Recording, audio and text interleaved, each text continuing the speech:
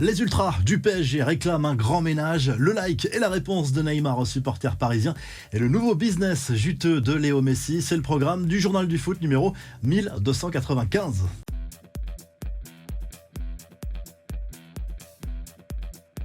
Rien ne va plus au PSG qui vit décidément une saison cauchemardesque et ce n'est peut-être pas fini. Comme promis, le collectif Ultra Paris s'est rendu mercredi soir devant la Factory, le siège du Paris Saint-Germain, pour manifester sa colère, réclamant notamment le départ de la direction. Nasser El Khelaifi en tête. Plusieurs joueurs étaient visés également, notamment par des insultes. Verratti, Messi et Neymar. Plusieurs dizaines de supporters parisiens se sont également rendus devant le domicile de Neymar en région parisienne à Bougival dans les Yvelines. Neymar, casse-toi, ont notamment scandé ses supporters du Paris Saint-Germain. Et la réponse du Brésilien n'a pas tardé à arriver. Neymar a lui-même confirmé dans un premier temps que ses supporters étaient bien présents devant son domicile. On rappelle que l'ancien joueur du Barça n'a plus joué depuis le 19 février en raison d'une blessure. Il a mis de l'huile sur le feu dans la soirée en likant un message d'un média brésilien rappelant à quel point les deux joueurs avec Messi étaient heureux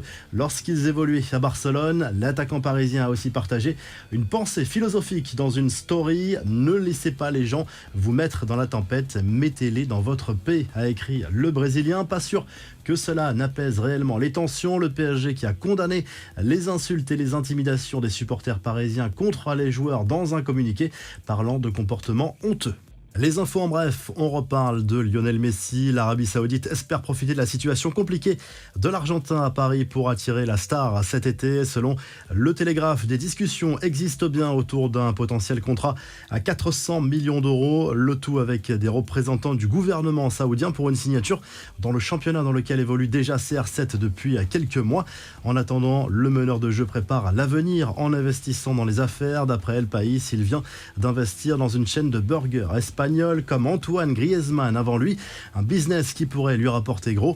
L'avenir de Jude Bellingham pourrait bien s'inscrire au Real Madrid d'après Marca. Un accord serait quasiment conclu avec la direction du Borussia Dortmund pour un transfert de l'international anglais jusqu'en 2029. Montant de l'opération 110 à 140 millions d'euros selon les sources. Lui devrait coûter encore plus cher au futur acquéreur. Naples a fixé le prix de Victor Osimhen. Le club italien réclamera 150 millions d'euros cet été pour lâcher son buteur nigérian. Le PSG a fait de l'ancien Lillois sa priorité en attaque, mais ne mettra pas sans doute ce prix-là.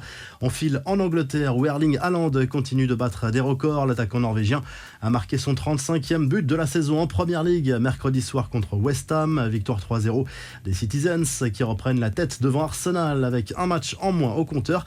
Il avait déjà battu le record de Mohamed Salah en devenant le meilleur buteur sur une saison en Première Ligue.